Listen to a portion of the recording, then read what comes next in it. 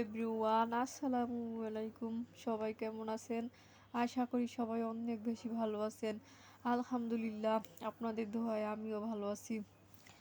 আজকে আমি আপনাদের সাথে শেয়ার করব হাতে মাখানো পাঁচমিশালি মাছের ভুনা। সো এখানে আমি পাঁচমিশালি মাছ নিয়েছি। দেন এখানে নিয়েছি পেঁয়াজ কুচি, কাঁচামরিচ ফালি। এখন আমি মাছগুলোকে মেখে নেব। 1 চা চামচ হলুদের গুঁড়া দিয়ে দিলাম, 1 চা চামচ মরিচের গুঁড়া দিয়ে দিলাম, হাফ চা চামচ জিরার গুঁড়া, হাফ চা চামচ ধনিয়ার গুঁড়া, 1 চামচ লবণ, হাফ চা চামচ আদা রসুন বাটা দিয়ে দিলাম, কিছু পেঁয়াজ কুচি দিয়ে দিলাম,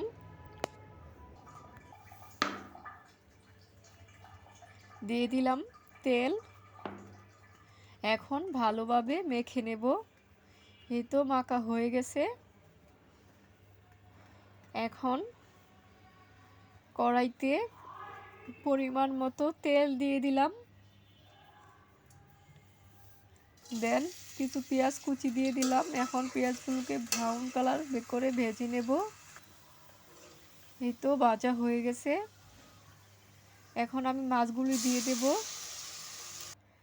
আমি মাছগুলোতে কোনো ঝোল অ্যাড করব না, জাস্ট কষিয়ে রান্না করব।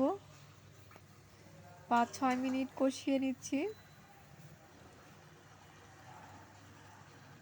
ছোট মাছ এমনিতেই নরম থাকে, ঝোল দিলে মাছগুলো ভেঙে যাবে। আমি কোনো ঝোল দেব না।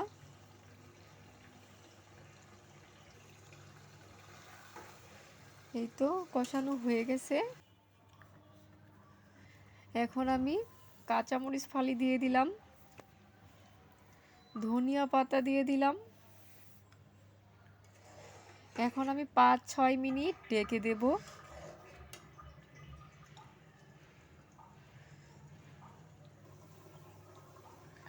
ঢেকে দিলাম।